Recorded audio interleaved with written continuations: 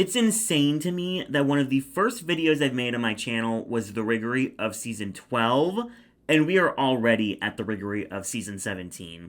Time flies when you're watching the fascist downfall of a nation in real time. Season 17 was such a fun season to watch, with an incredible cast, some insane drama, and some of the best storytelling in recent years.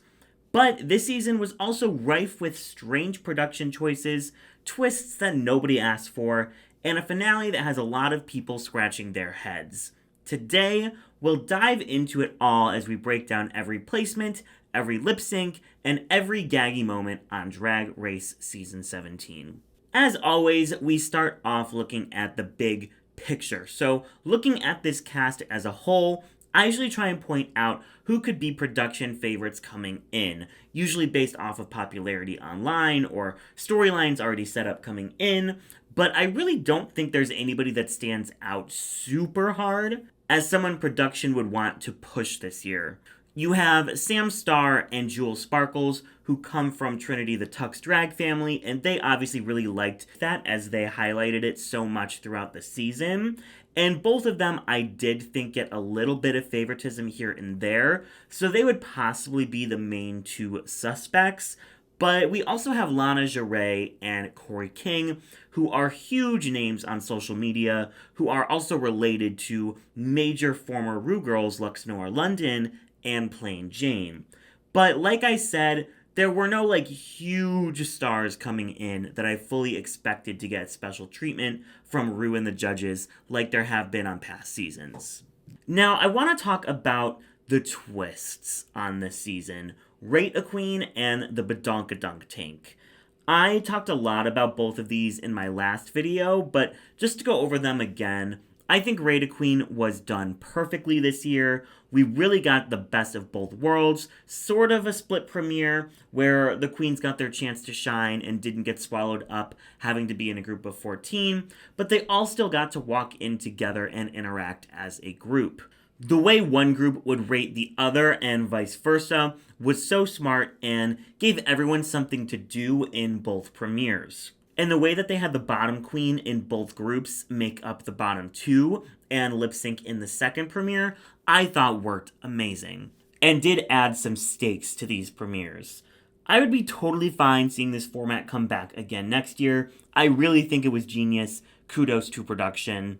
Now, things do get complicated and a bit ruined by the Badonkadunk Tank, especially with it being used in the first episode it's introduced. An issue Drag Race has had since season 13 is the upping of the episode count from 14 to 16.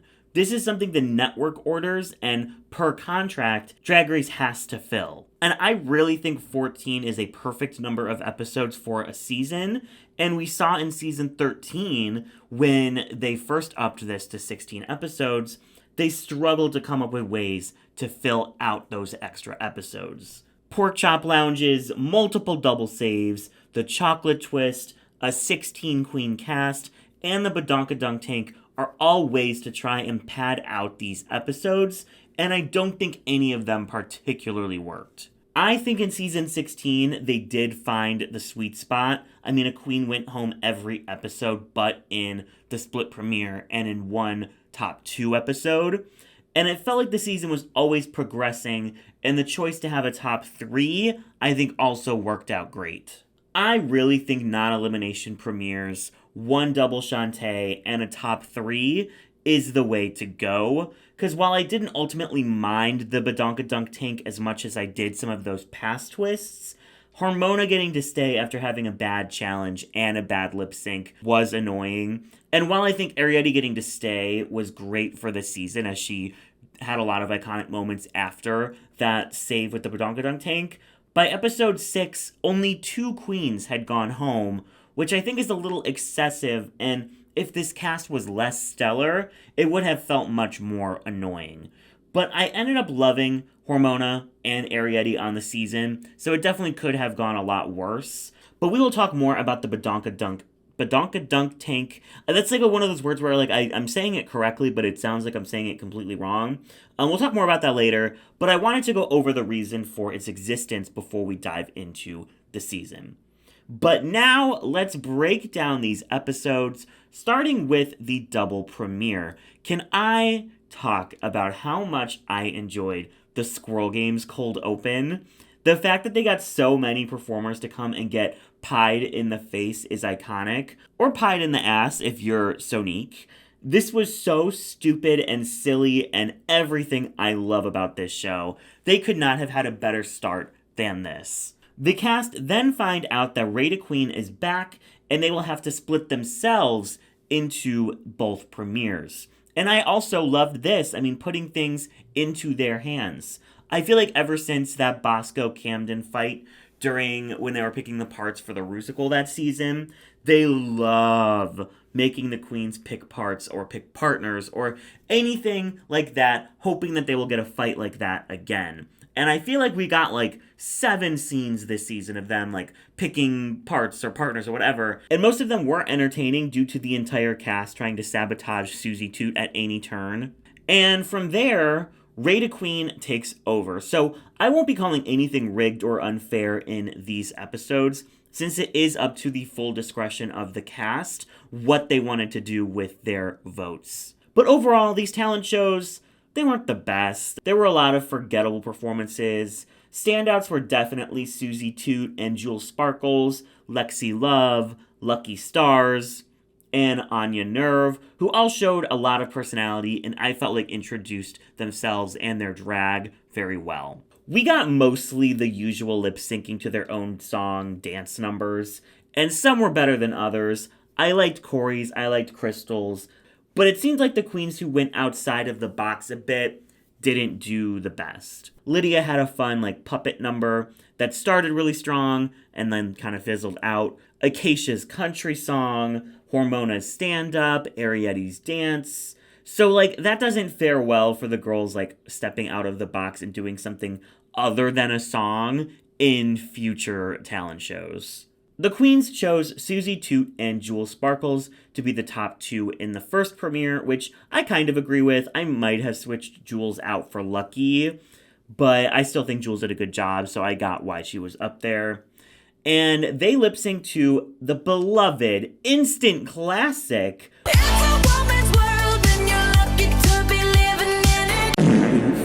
The fact that they all got to hear this song months before it came out because Katie's team all thought it was going to be such a huge hit is kind of funny, not gonna lie. And I love this lip sync. This is the song, not great. This lip sync, I loved. Because Jules comes out of the gate swinging, and everyone totally thought she was going to be taking it. And then out of nowhere, Susie just kind of picks it up in the second half and totally pulls out the win. And I love an unexpected breakthrough moment in a lip sync where what you think is going to happen is not what actually happens. I have a playlist of season 17 videos that I've made so far. So if you've missed any, I'll link up in the corner right now. I go very in-depth into Susie's edit and storyline on this season in a past video. So I won't go super deep into it in this video as well. But I thought the premiere did a wonderful job of kind of setting up Susie's story from the jump. And it's a very satisfying premiere storyline when she does take home the first win of the season. Acacia Forgot is voted the worst of this episode by her fellow queens, which I definitely disagree with when just looking at the talent, but she was definitely a bit nervous and stiff, despite sounding great in her song. And she was showing a major talent by singing live, performing an instrument. But if you also factor in everything from this episode, the entrance look, the runway look, it's hard to say it's not clear why the cast chose her to be in the bottom. And this kind of starts Acacia's storyline of being overlooked and unappreciated by the cast, by the producers, by the editors, by everybody. But yeah, this arc will definitely get brought up many, many times throughout the season where Acacia becomes a main character. Oh wait, that never happens? Huh. Okay. The next episode, we see Lexi Love and Crystal Envy take the top 2 spots in their talent show. And this was very obvious, in my opinion. This was the worst of the 2 talent shows. And Lexi and Crystal both had fun performances. They had fun runways. Anya had a great talent, but had a pretty meh runway, and everyone else was pretty forgettable. We get perhaps the best, or one of the best lip syncs of the season with Alter Ego by Doechii, which Lexi demolishes. And it just makes me sad that we don't get to see her lip sync again on the season because Lexi is such a great performer. In this group, Hormona is voted the bottom queen, which totally checks out. Her stand-up routine was rough. And that means that Acacia and Hormona have to lip sync to Yes and by Ariana Grande. And God, this is a bad lip sync. It is a waste of this song. Like, this is double elimination bad to me. Like, literally the only thing I remember is Acacia pulling a makeup brush out of her ass, which, that was crazy. Hormona is performing this song like it's a ballad, and Acacia is wearing this insane look. It is both unhinged and boring simultaneously, which I'm shocked they were able to accomplish. But Acacia is chosen to stay by Ru, which, sure. And Hormona is the first to pull the lever, Kronk. And she pulls the right lever! So she gets to stay another week. And like I said, this just wasn't super satisfying because I feel like we were all cool with one of these two queens leaving. Neither slayed the challenge or the lip sync. So she basically got rewarded for doing a poor job in the premiere. And especially not knowing how this twist would fully play out, it was really annoying when we all thought it was just like planned from the jump. But potentially, this wasn't the case. But we'll put that on ice until it gets used again. Moving on to episode 3, this is our first actual elimination of the season, and it is the first design challenge of the season. I think design challenges are a great challenge to do early because you can fit a lot of storylines and personal content in to help get to know the cast a little bit better. And we learned a lot about this group from this episode. This has the iconic Jules and Anya Trimgate fight. Lucky tells us more about her family back home. There is a lot of great moments in this episode, and it really kind of endeared me to this cast right away. I also loved this theme, as it's themed around Monopoly, and they basically just have to make opulent looks in a specific color palette. But yeah, this was the episode that sold me on this cast. I loved that Jules and Anya weren't afraid to be messy. I loved that so many queens were opening up about their personal struggles back home. This was just a really great episode. But this is unfortunately the demise of Lucky Starz, who had such a great premiere, but unfortunately, the parameters of what the judges were asking for in this challenge just did not line up with what Lucky delivers in her drag. And that's something I definitely worried about for her preseason. How would she do in like basic woman drag? That's so not what she does, and she'd really have to be bending her drag to meet what the challenges were asking for. But I didn't realize it would be an issue so quickly though, as opulent glamour isn't really what Lucky is known for. Poor Lucky is spiraling and crashing out this entire episode, and I just wish Lucky maybe went into the season with more of a plan for something like this, because it really did seem like she was kind of lost at sea without a paddle the second she had to pivot in her drag. And part of the conversation is that if you're going to be casting untraditional drag styles, should they also be making sure that the challenges are open to be expressed in any drag style? Or will those performers just be kind of hung out to dry? Because you had queens like Nina Bonina Brown who were able to kind of shift their drag to what the challenges were specifically asking for. But Lucky's, I would say, is even more out there than Nina's, and she was not able to do that. But there is also the argument that Lucky could have easily found some cardboard and made something from materials that are always readily available in the workroom. But she seemed kind of hell-bent on showing from the jump that she was versatile and she could deliver what Ru and Michelle would obviously be asking for at some point, which is, you're hiding behind this cardboard, Lucky. We want to see the real you. But clearly, Lucky was not able to make it happen in this episode, which was heartbreaking to watch as she is so talented, and the show did make you fall in love with her immediately. Now, getting to the looks of this episode, This was a really good design challenge. I don't even think anyone flopped like we've seen in past design challenges this early. Plenty of the safe girls I thought even did great, like Acacia and Lydia and Crystal and Hormona and Lexi. But the tops and bottoms I thought they got completely correct.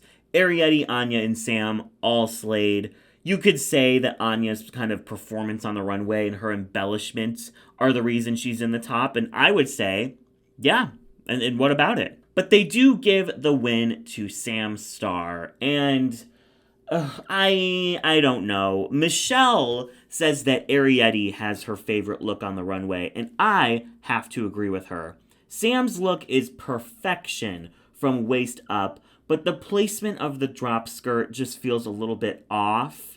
And I don't know, the fur isn't my favorite. Whereas Arietti truly created a masterpiece. The volume in the sleeves, the cutout, the wig, the makeup, everything about this is incredible. And I would say she should have won this episode. But since they both did incredibly well, I won't say it's rigged. But I did post a poll on my story asking you guys, and Arietti had much more of the vote. As for the bottoms, everything makes sense here. Corey is low and told that her figure looks great, but that she looks very cheap rather than opulent like they were asked to be. And I really think this fur did her in. They showed other queens making fun of how cheap this fur looked in the workroom, and I have to agree. It really brought the whole look into campy territory. But the dress itself isn't bad, just the purse. Joella and Lucky were definitely the bottom two, though. Joella's drag body, it's confusing to me because she pads her hips like crazy, but then she doesn't wear any boobs at all. So it just makes her look really bottom heavy for no reason. I don't care whether a queen pads or doesn't pad, but let's just be consistent. And there is so much extra fabric at the top of this look. I think a boob would have really helped to fill this material out. And then you have Lucky, and this is just so strange. The makeup isn't great. She looked absolutely miserable on the runway trying to sell it. It is unfortunate because I love both of these queens and didn't want either of them to be the first boot. But after the lip sync to Paula Abdul's The Way That You Love Me, I do think Joella won, but this was a pretty, I wouldn't say even, but it was a good lip sync. It was definitely not giving yes and. And she did have some good moments in the lip sync, but she was a bit frenetic. She was kind of launching herself all over the stage. She was losing her shoes. Joella just had a great stage presence and kind of had more control in her performance. So Lucky Stars is the pork chop queen of the season, which was shocking to me because I have followed her for so long and really thought she was going to go further, but she just does not give first out energy to me at all. But we move on to Bitch, I'm a Drag Queen, which is this Now That's What I Call Music parody challenge, and I loved this challenge. It was kind of like the Super Tease on season 14, where the queens kind of get a loose outline, and then they get to go wild and make up their own ideas for the challenge and basically produce it themselves. And much like the Super Tease challenge, this was absolutely fantastic. It's almost like when you don't let some random writers give them a bad script and you actually let the queens come up with witty and funny stuff on their own, they're going to do a much better job. But this was another week that so many queens did fantastic. Quickly going through each bit, first we have Lana and Lydia playing Morgan and Mystique with their Bitch I'm from Chicago fight. It was super funny. I thought they both did a delightfully safe job. Joella as the pastor was actually super funny at the end, but it did have a bit of a slower start. Arietti and Jules, I thought both did fine for their back roll song. They were both pretty safe to me. Hormona was hilarious doing her ballad. And then Crystal did great as the team leader and really had everyone doing exactly what they needed to. But I felt did let other queens kind of steal the spotlight just a little tiny bit in her own scene. And then in the other part, Susie was great in her rocker chick moment. Acacia and Sam were boring in their tango number.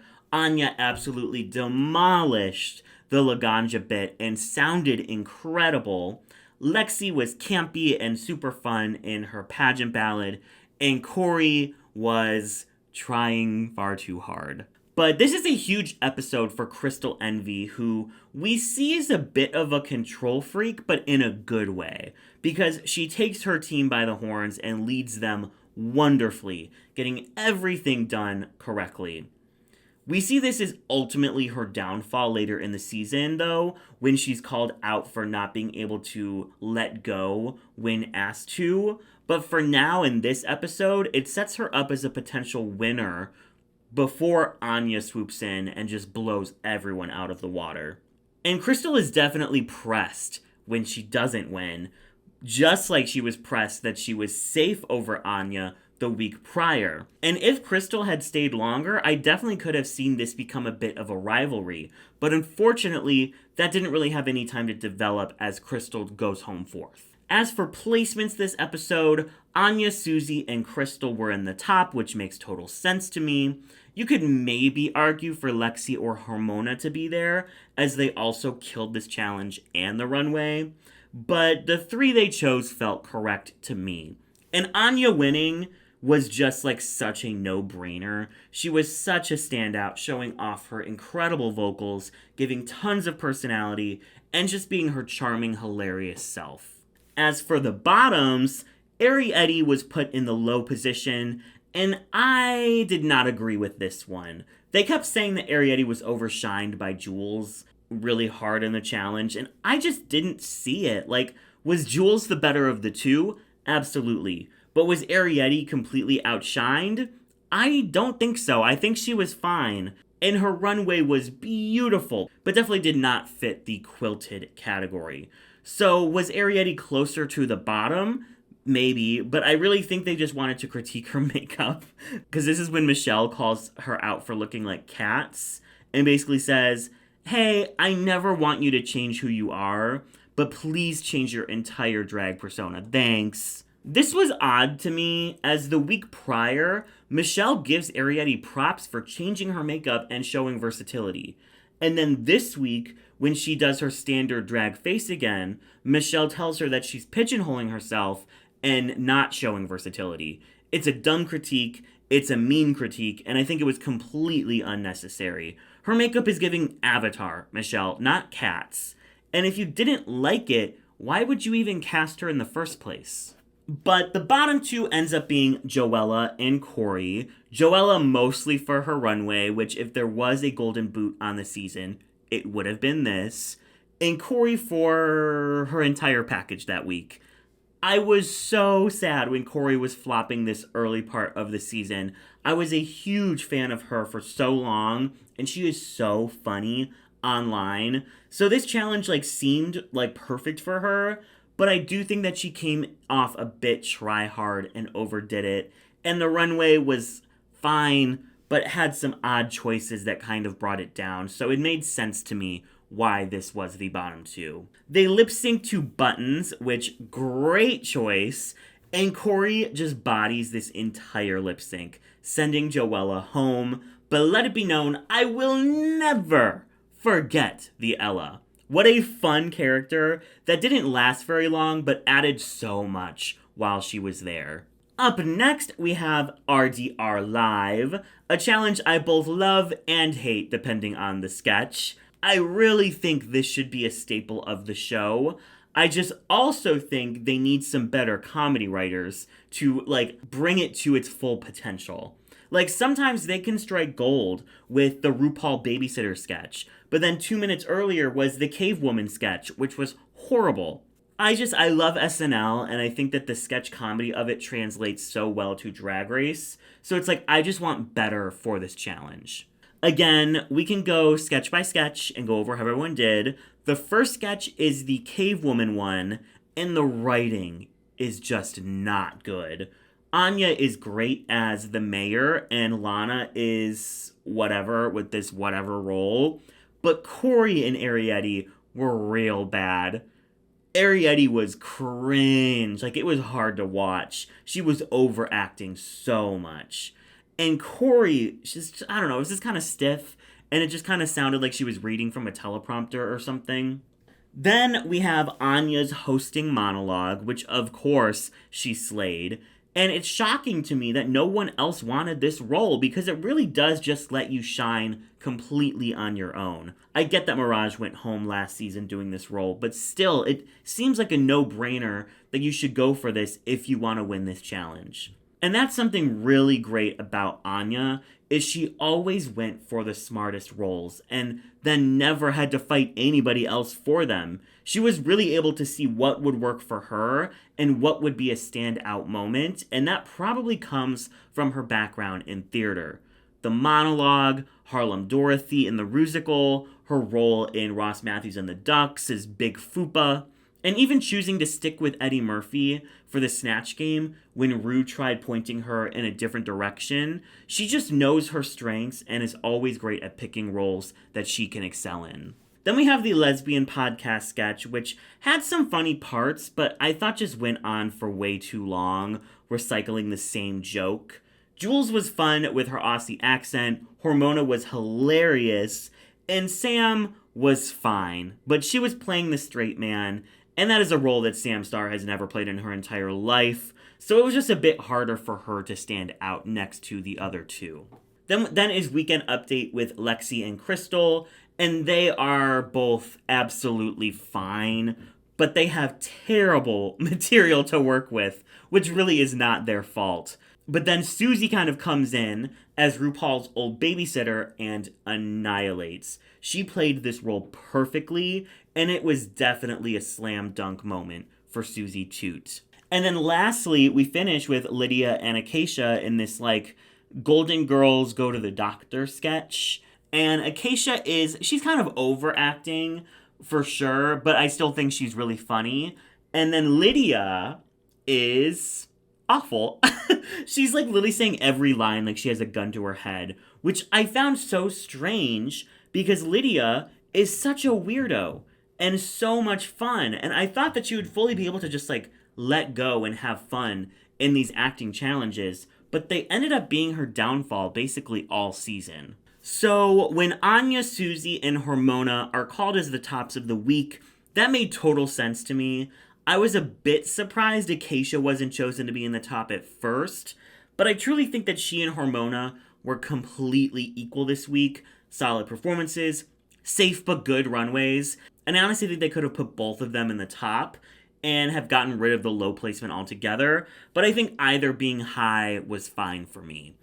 In the bottom, we have Sam, Arietti, and Lydia, and I was okay with this. I mean, Corey could have been in the bottom over Sam, but they hated Sam's voice that she chose for her character, and I didn't mind the voice so much. She just really didn't have a lot of great material to work with. But then they pointed out that they loved her runway, and for me, that's what was justified the low placement. So I was like, oh, we're totally flipped here. But regardless, Lydia and Arietti were very clearly the bottom two of the week. And I did feel bad for Arietti this week since the week prior, they told her she had to go bigger to stand out next to Jules. And then she followed that advice, but just went way too far. She wasn't able to find the happy medium. And I think she shot herself in the foot a bit by being so in her head about comedy from the start. And if you go into something saying you're going to do badly, of course you're going to do badly. And she would count herself out before every single comedy challenge. And that's probably why she was in the bottom for every single one of them. They lip-synced to Boogie Wonderland. Great song choice. And this is truly Lydia's breakout moment on the season. She'd been pretty quiet in the edit and had yet to kind of break above safe. But her slaying this lip-sync so hard made Rue fall absolutely in love with her. And the audience as well. Suddenly, she became one to watch when it came to lip syncs on the season. And that means Arietti has to pull the lever and see if her time at Drag Race has come to a close. But lucky for her, she pulls the right lever and is spared from elimination. There was a lot of talk about how rigged this twist was, especially after they had a very similar chocolate bar twist on season 14 that was so obviously rigged. The two levers that were the correct ones were 1 and 7, which made 17, the season number. And I'm here to argue today that this was not rigged, but I think they had a backup plan to rig it in case they needed to. I truly think they listened for once about how hated the chocolate bar twist was by everybody. So they let fate take the reins on this one to a certain degree. Now the question is, what if Hormona had pulled the correct lever a second time? What if someone like Acacia, who they clearly didn't care about, pulled the second lever? What happened if Lucky pulled the right lever in episode 3? Would they have changed it in the moment? And I absolutely think that they would have. I think they were letting fate take over only so much, especially for the second person saved. It had to be a couple episodes later. It had to be someone worth saving. I do fully think if Hormona pulled it again, they would have changed the 7 to a 9 or whatever. But the fact that Arietti, who was slowly becoming the villain of the season and who was demolishing these look challenges, made sense to save right before the ball. So Arietti gets to stay another day, and we move into episode 6 with 12 queens still in the competition. We get to the sea-sickening ball, which, what a great ball theme. I loved this, and so many queens excelled in this episode. This also has the iconic spray paint gate fight between Anya and Lexi. It was so gaggy. We were screaming bloody murder for it at the bar. It was amazing. And to anyone who says that this episode should have disqualified Anya from the win, I know you're out there because you commented it on my posts. Grow up. Unless you are literally 12 years old, which you could be, you have no reason to act like one. Grow up and enjoy TV for once in your life. I'm begging you. Now, I'm just going to say it. I agree with most of these placements in this episode. Arietti, Sam, and Crystal absolutely made sense as the top 3. They all had incredible looks across the board, except Sam's swimsuit. But Arietti is far and away the winner of this episode. Her lionfish look is literally one of the greatest looks to ever hit this runway in 17 seasons. She changed her makeup for every look. It was all so high concept. She annihilated this week. But also, shout out to Jules, Lexi, and Anya, who also had some great looks. Notice how I always shout out Jules here as one of the best safe queens. And also shout out to this Susie look. While I disliked her other 2 looks, this one was one of my favorite looks of the entire night. On the lower half for me this week is absolutely Lana and Hormona and Acacia, Lydia, and Corey. But I'm going to make a case for why I think Acacia could have just been safe for this episode. I think her swimsuit look is stunning. I don't see the fit issues that the judges pointed out. I think there were much worse fit issues on the runway that night than this look. And I really think it's adorable and a bit of a departure from her usual aesthetic. Now, her second look, I can't defend. It's not great. But I think her final look is absolutely gaudy and too much. But the color palette is great. And you can see she put a lot of work into it. I do think there was worse than Acacia this week. But I do think they wanted to critique Acacia again, though, since she had been safe since the premiere, and this was the perfect moment to call out some of her fashion faux pas and give her one last chance to step it up. This is a huge week for Lana, and she had been pretty quiet up until this point in the edit, but we see her very tired of being just safe, especially in Untucked the week prior, where she has this iconic silent treatment moment with Jules when Jules is trying to talk to her. She really wants to be slaying and living up to her family name, but she had been pretty middling the entire time thus far. So Lana mentions to Rue in the workroom that she wishes that she got critiqued the week prior, and Rue basically tells her, "Girlie, just be happy you've been safe, because we've almost put you in the bottom before." And this kind of rocks Lana and harkens back to a scene in Untucked a few episodes prior where Joella mentions being disappointed in the Queen's talents, and Lana asks her to explain further, saying they're all adults, they can all take it. But when Joella critiques Lana's talent, she kind of loses it. We see her saying, like, it's just so rude. Like, why would you say that this early? And it's like, girl, you said you could take it. And obviously you can't. And this is like a running theme early in the season for Lana, where she desperately wants to be critiqued and complimented by the judges, but when faced with the idea that maybe she isn't doing as well as she thinks she has, she gets very defensive. And I think that made Lana a bit hard to root for early on.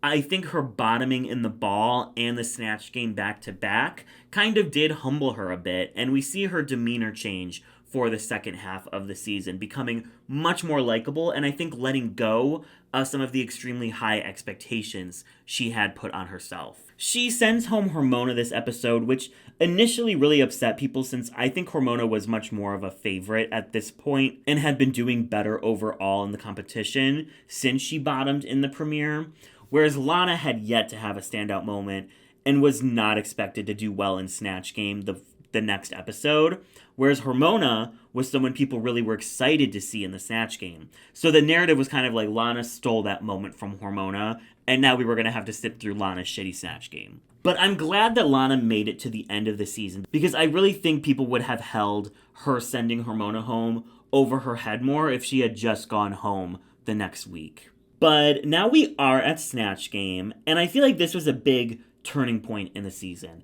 It sends a big threat home, it fully establishes Anya as the one to beat, and it kind of stops the Susie winner arc dead in its tracks with how it buries her in the edit this week and shows her to be delusional and cocky. Not saying that's who she is as a person, I'm just saying that's what the edit is telling us, you freaks. I would say prior to this episode, Susie was definitely in the lead when it came to winner vibes, with like Lexi and Anya trailing behind. But after this episode, it felt like Anya and Jules were the ones that were really starting to push ahead.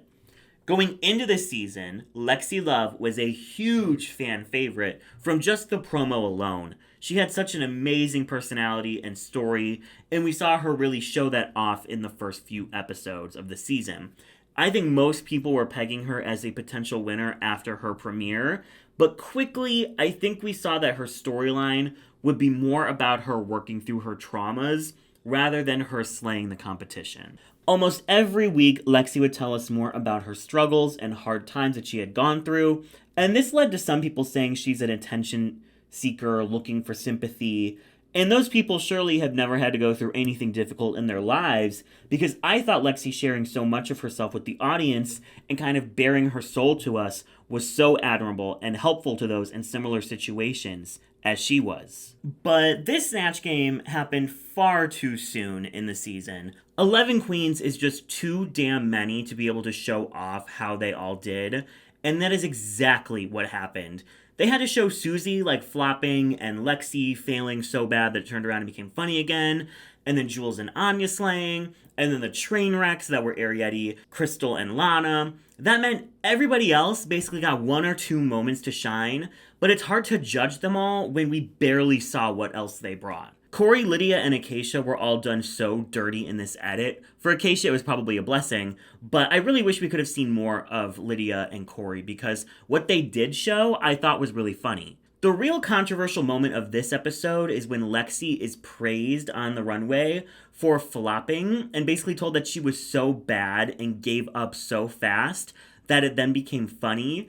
And while I agree it was funny, I don't think she should have been rewarded for that by being in the top. But I do think that Jules and Lexi were always going to be critiqued in this episode because it had been 4 episodes in a row that they had been safe. And I think back to the design challenge on season 15 where Robin, Malaysia, and Selena all were like safe as fuck, but were put into either the top or the bottom simply because they had been safe for too many weeks in a row. And I think after Dawn and Tsunami were made fun of so hard last year for being safe for too long, they wanted to make sure that everyone got their fair share of critiques. A lot of people think Lexi should have been bottom 2 for kind of giving up, which I can see that argument, but this was a Snatch Game with 3 monumental flops in Ariete, Lana, and Crystal. And while Lexi wasn't great, at least she made Rue and the judges laugh. Like, I do think safe is probably where she should have ended up. She flopped, but it was hilarious, and she had a fun runway. The three that they chose for the bottom flopped, and it was cringe and hard to watch, and there was no rewatchability factor, quite literally at all. Honestly, this could have been a three-way lip sync. They all did so poorly, but Ariete was at least trying her best, while Lana was basically thrown for a loop the second her bus joke was taken, and Crystal was fully blanking for some of her answers. As for the tops, Anya, Sam, and Jules were absolutely correct. They all had great performances and great runways, but the top two was clearly Jules and Anya. But Anya so effortlessly volleyed with Rue and the other queens, while Jules did feel a tad bit more rehearsed with some of her bits, so I was fully in support of Anya's win. Plus, her runway, this might be my favorite runway of hers. It is just so good. As for the bottom two lip sync between Crystal and Lana, I am torn. I think Crystal going was gaggy. She'd already had a top two placement and two highs by episode 7. She had amazing runways, but it's clear the editors didn't have much to work with as she was barely in these episodes. Or maybe they did, and they just didn't want us to fall in love with her due to her early exit. But the lip sync itself to Hands to Myself, which, great song choice, it was messy. You have Lana walking in front of Crystal and blocking her, and then getting mad when Crystal tries to steal the spotlight back. You have Crystal bumping into Lana, and Lana fully just stopping lip syncing to give her a dirty look. You have Lana losing her wig, and all of those should point to Lana losing. But I don't know, Lana did just give me a bit more of the energy I wanted in this song. I think either queen being sent home could be justified here, but it was definitely a shock that Crystal Envy left so soon. But while I feel like Lana had been edited to be a bit unlikable at this point, I do think she starts to become a hero in this story after this episode and all the way up until her elimination. So it's not like she stayed for nothing. Now we are at the Rusical, which I loved. I know some people were disappointed that it was more chorus line than Wizard of Oz, but I love how they plopped the Wizard of Oz characters into the chorus line format, and I thought it worked great, and I thought it gave almost everyone a moment to shine and have their moment. The writing was great, the songs were great, the performances were great. This was a top-tier Rusical, if you ask me. I do think it came a bit early. Lexi, Lana, and Ariete kind of blended together as the trio of the Cowardly Lion, the Tin Man, and the Scarecrow. And then Corey and Lydia were also lumped together as the Flying Monkeys. And I feel like with a few less queens, everyone could have had a true solo moment to shine. But the tops and bottoms seemed pretty obvious after watching and looking at the runway. Jules, Anya, Sam, and Susie all slayed, and Corey and Acacia were good, but not as great as everyone else. Corey bodied this Adam Lambert lip sync though, and the queen that the producers forgot about goes home. What I want to focus on in this episode is the challenge win. I feel like this was a very rigged moment of television and was more for storyline than for merit. Sam Star's storyline all season long so far is that she comes from a very prestigious drag family. She has made a name for herself in the pageant world, but because of that, may be a little too high-strung and afraid to get down and dirty. It's the classic pageant queen needs to loosen up storyline we've gotten plenty of times before. And in this episode, Sam decides to take a huge risk and go for a character very not in her wheelhouse. Maybe for the first time in this competition, deciding to play Cher. There's a huge fake out that maybe she doesn't know the right references, maybe she won't be able to bust out of her pageant bubble, but then she ends up nailing it and has a lot of fun on stage while performing. She gives the judges exactly what they've been wanting from her, and this all just seems too perfect for her to not take the win. The problem is, there are two queens that night that I do think just did a tad bit better than her. Jules and Anya. For 2 weeks in a row, they were absolutely the standouts of the week. Jules plays a busty Galinda showing off her new body, floating across the stage. She has a nip slip, but makes it part of the bit and is so effortlessly fun and camp, while also showing off her dance training. Anya plays Harlem Dorothy, a take on The Wiz, and has some of the hardest choreo of the Rusical, nailing every move and literally radiating power and positivity. She sounds incredible. She looks incredible. She absolutely nails this entire Rusical performance and was my favorite of the week. The issue is Anya already has 2 wins, and getting a third back-to-back would put her so clearly ahead of everybody else, and it's too early to have that huge of a front runner. But she clearly already was. So they kind of take Anya out of the running of this challenge by saying that she was unsure of herself and unprofessional in the rehearsal, which I always find a really dumb critique. Because when they're learning choreo for these musicals and dance challenges, we see them have literally like moments to learn the moves, and if they don't get it right away, then they get edited to be a flop. But they go over these moves for hours and hours that they don't even record to make sure that everyone gets everything down. So Anya not getting the choreo correct in 3 minutes is such a non-factor and such a stupid critique to bring up when she nailed every move the day of the challenge. And not only that, but she had some of, if not the hardest choreo of the whole Rusical. So she should have gotten even more credit for getting it all 100% down.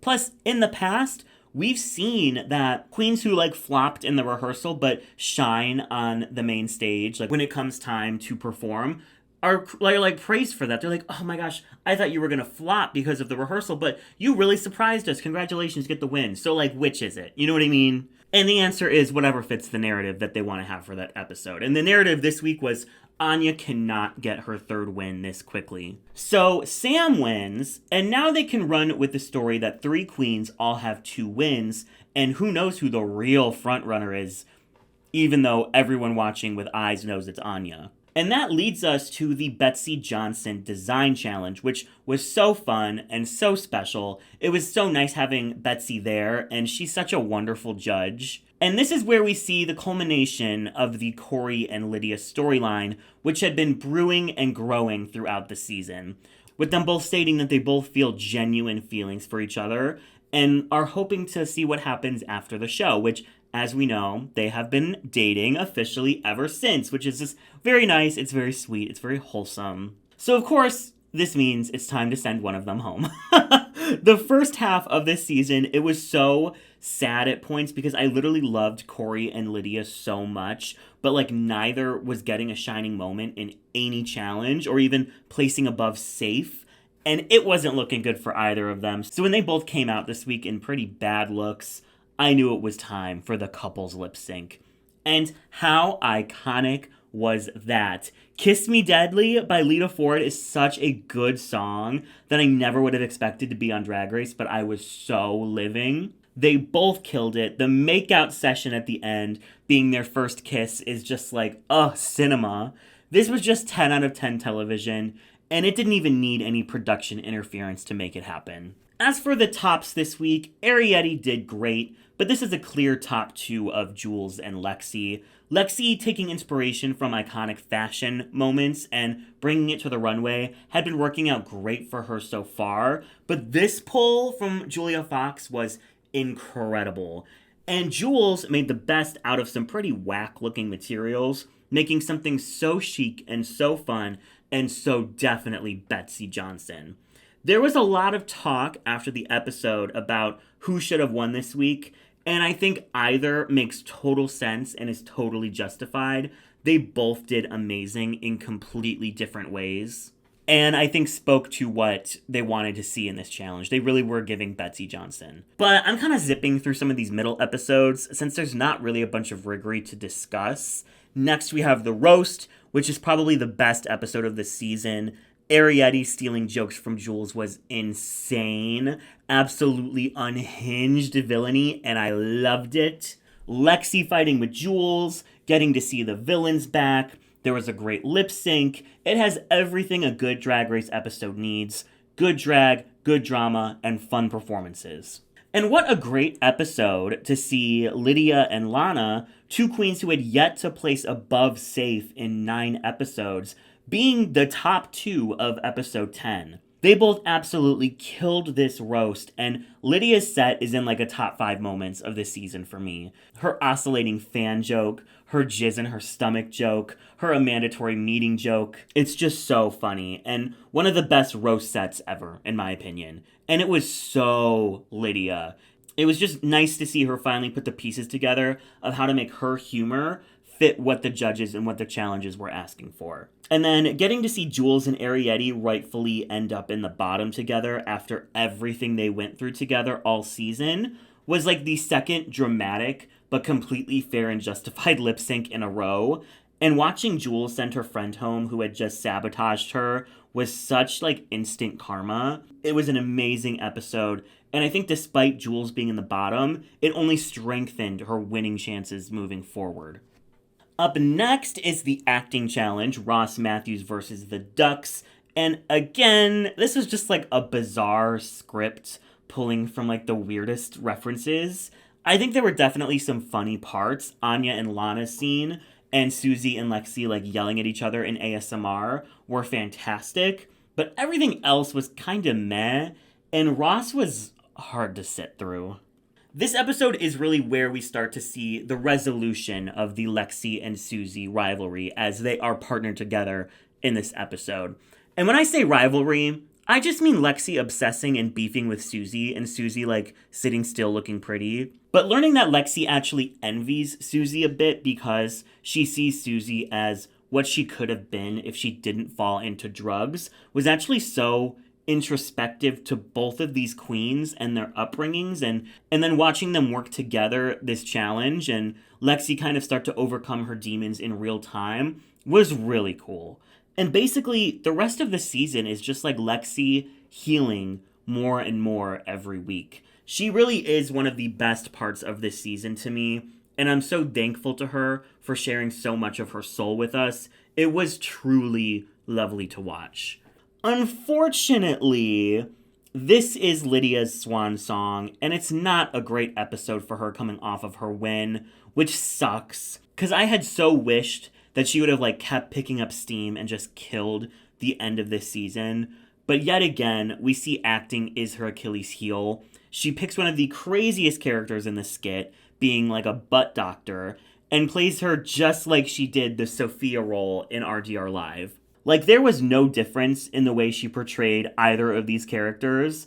And for such a weirdo, I just find it so strange that she can't perform when it comes to acting. But basically everyone does well except Lydia in this episode. Jules struggles a bit through her recording of her part and definitely didn't give what the part needed. But Lydia was the only, like, flop in this episode. So choosing who's in the bottom with her is a bit difficult, especially when Jules pulls out one of the best looks of the entire season on the runway.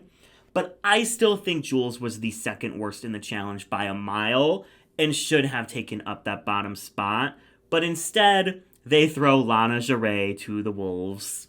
And I really think they were hoping to get rid of Lana here. She has her top moment of the season 1 week prior, but then went back to being kind of safe in this episode and had the least storyline out of anybody left in this top 7. So I think that they put Lana in the bottom, expecting that Lydia would take her out and then continue on as like the lip sync assassin of the season. But that is not what happened, as Lydia flubs her little scissor gag when she's trying to cut her dress. And it is hard to sit through as she is struggling for like 30 seconds to get out of this dress. It's very rough. So production really had no other option but to send her home. And Lana lives on another day. Now, Sam, Lexi, Anya, and Susie all end up in the top and do a great job in the sketch. But there was no option here but Anya winning. I mean, she was so fucking funny and chewed up every moment she was on screen.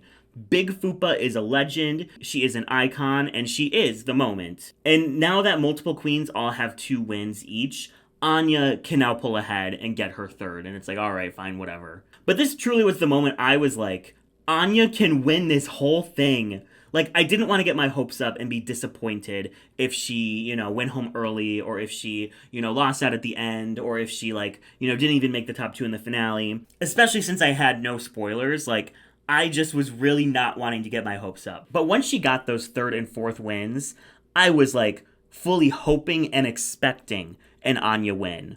Next, we have the interpretive dance monologues, and this was a strange challenge, but I did like it a lot, and I'd even be down for them to bring it back. But I think it was clear that the queens weren't told what tone the judges were looking for.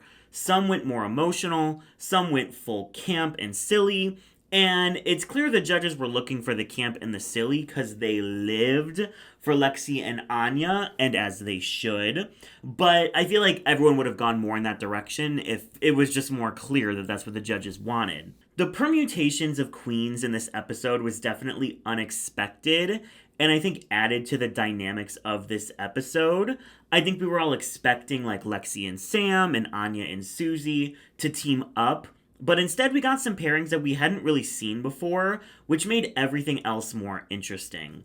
Lexi and Anya get the double win, which was fully deserved, and this was such a great episode for Lexi, who had been kind of clawing for a win since she hadn't had one since the premiere. She was so funny and free in this episode, and I was so happy for her to be back in the winner spot. And of course, I was over the moon about Anya getting her fourth win, but they easily could have just given the win to Lexi as like a solo win, since she was the standout of the whole episode, and they also could have kept Anya from pulling too far ahead, but I was relieved when Anya got the win as well, because I did feel like it was deserved. They were the best team by far.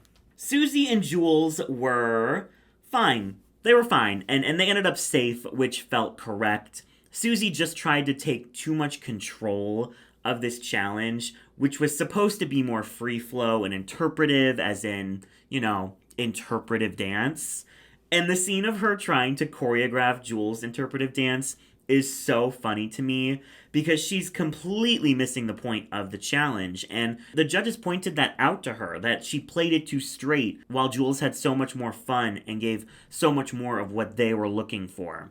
They probably could have justified Jules being high and Susie being low, but I think it worked fine that they both ended up being safe, especially because it was flipped on the runway, with Jules not meeting the prompt and Susie having one of the best of the week, so safe felt correct. That leaves Sam and Lana in the bottom, which, yeah, they just did not have much chemistry between them, and Sam basically spent this whole episode annoyed that Lexi chose to be with Anya over her and kind of like leaving her with Lana. And like, let's be real, this type of challenge is Sam's worst enemy. She's so used to being prepared for everything and holding a level of decorum on stage, and now they're asking her to minimally prep a dance and let go and have fun, and she's just not able to go there. And they've been trying to get rid of Lana for a while now, so her being Sam's partner also didn't fare well for her. But when Sam and Lana do end up in the bottom, they deliver one of the best lip syncs of the entire season. Actually, this might be my favorite.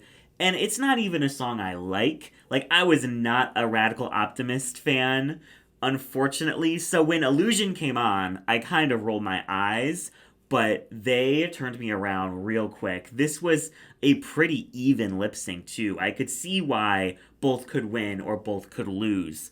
Lana had reveals, she had amazing moves and stunts, and Sam was giving stunts as well, but also serving face. But at the end of the day, though, Sam was a huge threat in the competition, and Lana had only truly slayed 1 week thus far, so I do think track record kind of broke the tie and sent Lana packing. But like I said, I'm so glad Lana had a redemption in the audience's eyes as the season progressed. I followed her for years and was so sad for her when she wasn't coming across super well in the edit. And to think there was a time when she sent home Crystal and Hormona that people were pissed she stayed and wanted her gone. But by the time Sam sent her home, people were sad and pushing for Rue to keep Lana over Sam. It's nice when a queen that isn't very well liked turns people around, and I'm very glad that that was Lana's narrative. As we get into the makeover at top 5, this was a wonderful episode that really helped contextualize these queens and maybe why they are the way that they are by showing us their family dynamics. We see Lexi's relationship with her mother is definitely in flux, as they've had a rocky past, but her mother is slowly learning to accept her daughter for who she is. Sam and her mother have an extremely close relationship, as her mother is very supportive of everything Sam does.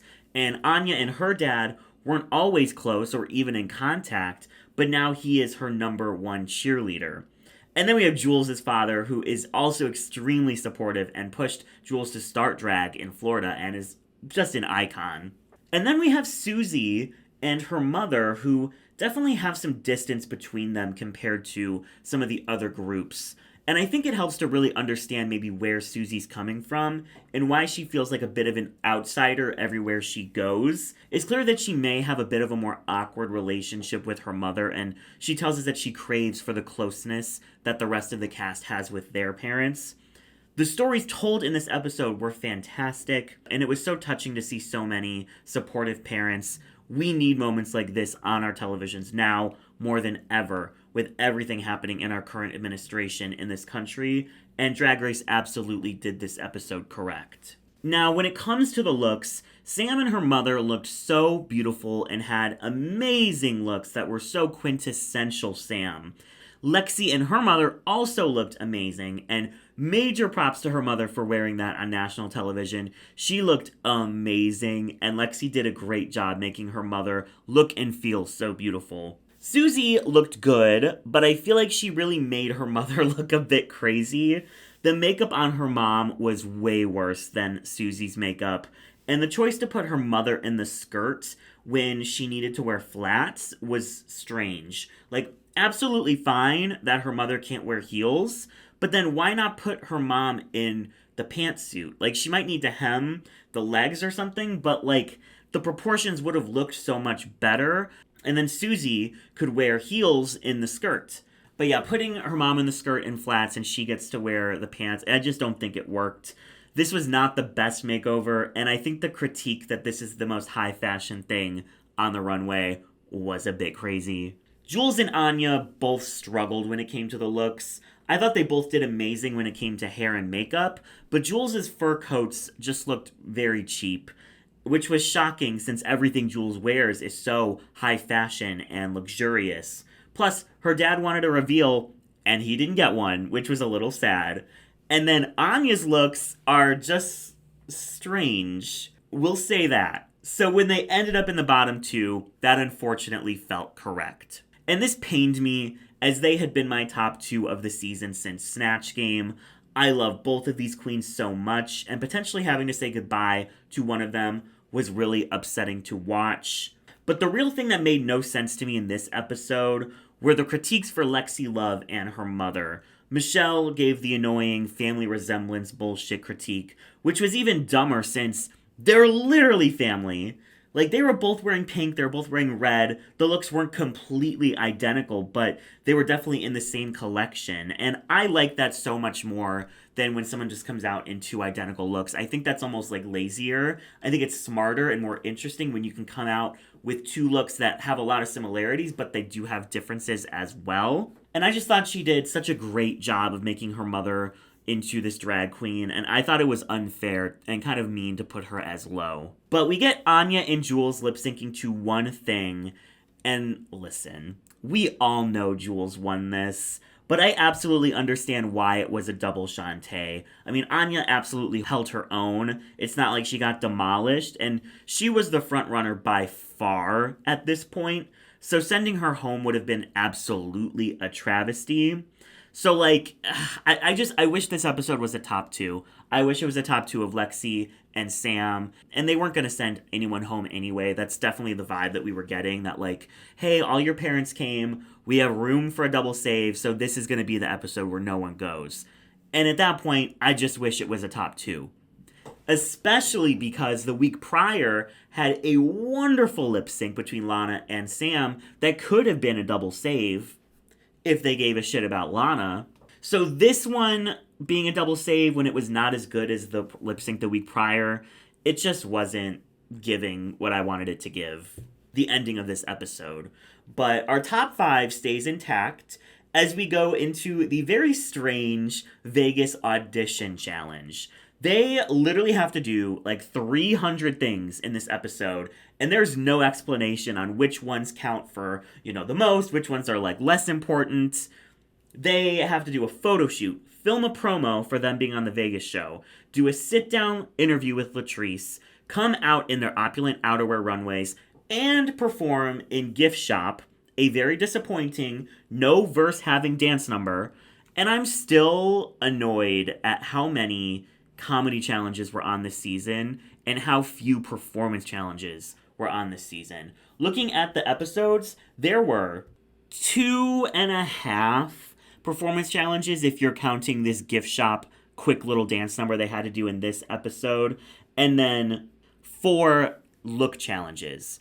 And I just feel like there were too many comedy. There were 3 comedy in a row. Like, I just feel like we needed more performance challenges to see how well this cast was at performing. And especially, like, this could have been a good, like, moment for a remix.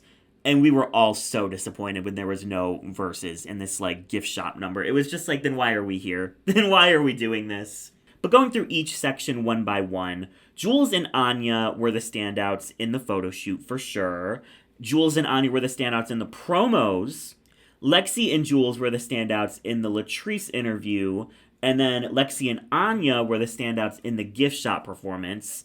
And then Anya, Jules, and Susie were the standouts on the runway. So from that, it's clear that Jules and Anya were the top 2 of this episode. But what I really want to know is, were they asked to bring Vegas-style looks for this challenge? Or were they just pulling from whatever they had left in their closets? Because Jules had the most perfect outfits for every part of this challenge, while others like Susie and Sam didn't at all. And that did hinder them a bit when they weren't super on theme. We now know that the queens did not know the opulent outerwear would be the semifinal runway of the season, and when they were preparing for the season. So that's probably why Sam pivoted and probably changed her original look to something that didn't fit the theme as much, but was giving more finale energy. But this was a major episode for Susie, since it is her downfall moment. They've kind of been hinting that she's going to be cut spectacularly as early as the Snatch Game, editing her to be super cocky and super delusional at times, so that when she is cut at 5, it's a bit satisfying. But that kind of backfired because there's still a bunch of people who were obsessed with Susie and very upset at her elimination here. But I do think it makes sense. They wanted to see Vegas, and Susie basically told them, no. But what I do find weird is the inconsistency in what the judges thought of Susie. Early on, Michelle gives her props for changing her style and getting versatility with her makeup, which I do think she did. I think she gave plenty of different makeup looks throughout the season. She didn't just stay in her 1920s aesthetic the entire time. But her main critiques this episode is that she's pigeonholed herself all season, and this was her opportunity to show something different. But then, on What Ya Packin', Michelle gives her props for being so versatile all season. So what is the truth? I really think they were planning on cutting Susie here and thought that blaming it all on her lack of versatility would be a good storyline to tell. But it really doesn't make sense when you look at her entire package. I think she just flopped this week, and that's reason enough for her to go home. They didn't need to try and justify it so hard by literally making up lies about her run. But after a close lip sync to Love Child by the Supremes, which I got super excited about at first because I thought it was You Want This by Janet Jackson, since they have the same intro, but I still love Love Child. It's a great choice for the final 5 lip sync. I do think Sam won here, even though it was close. But Sam was giving everything that song needed, and once Susie took off her coat and started giving more flapper, she lost me a bit. So that brings us to our top 4 of Lexi, Anya, Jules, and Sam.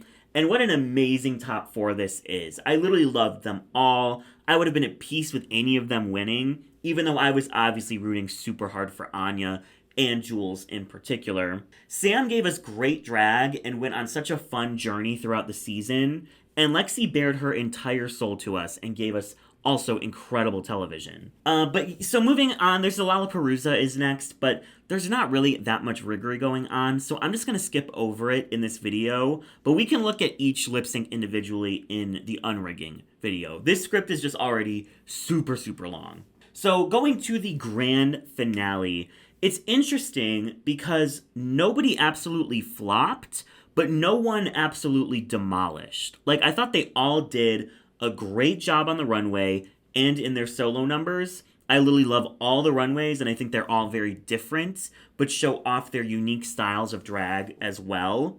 But the performances, Jules did this Sabrina Carpenter-esque, like, campy number, which was great, and I loved it. But I just kept thinking this felt very random for Jules to be doing. Like, sure, she's, like, funny and silly, but, like, I see her doing more of, like, a cunty dance number than something as campy as this. I'm just not sure it showed off what she does the best. Lexi did an amazing job with her roller skates. It was beyond impressive and so much fun to watch. Sam also blew me away with her red carpet reveal and was giving a lot of choreo. And then Anya brought her superpower to her performance, which is her personality. It didn't have the most stunts or gags, but she was able to captivate the entire audience from start to finish with her aura and her charisma, and did what needed to be done. So genuinely, I could see arguments for or against why these queens could all be in the top two, but I think they ended up going with the two that made the most sense thematically for the season. Anya was such a complex personality, and we saw her good moments, her bad moments, but in all of them, she was unapologetically herself. She won the most challenges, she crushed this entire competition, and was also captivating to watch the entire time. It would have been an absolute travesty if Anya wasn't given the opportunity to lip sync for the crown.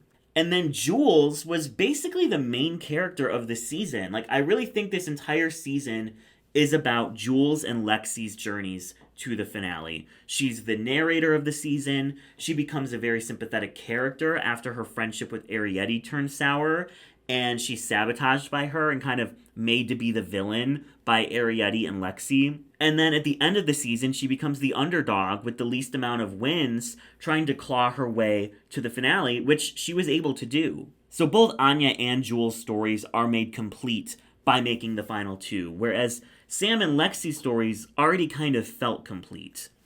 Lexi's arc was about her coming to terms with her past and some of her insecurities around it, and by making major ground with her mother in the makeover and realizing where her hatred of Susie stemming from, we saw her kind of start her healing journey. And then Sam's arc was about letting go, and we see her be the prim and proper pageant queen early on, but she was able to shed some of that image and poise throughout the season, stumbling a few times, but through the strength of her mother and her own determination, she never gave up and she got to the finale. But both of those stories felt like the final chapters were written, and their time in the finale is simply an epilogue. But Anya and Jules' final chapter was the finale, so them being the final two made sense to me. They lip synced to Abracadabra, and I was so worried for Anya, since this song just seems way more up Jules' alley. But to my surprise, Jules didn't slay like I thought she would. She was so focused on her 900 reveals that I wasn't able to connect with her performance as much. And while Jules is like ripping off clothes, Anya is shuffling across the stage, giving camp, casting spells, and showing off that charisma that she has. Like, I know some people have said Anya lost this lip sync, but I really just don't see it. I thought she did a good job. Neither absolutely devoured it, but to me, Anya was the winner. And she fucking won. Cleveland took home the crown. I can't even express to you how exciting this season was to watch as a Clevelander. The reaction to her winning at the bar was incredible.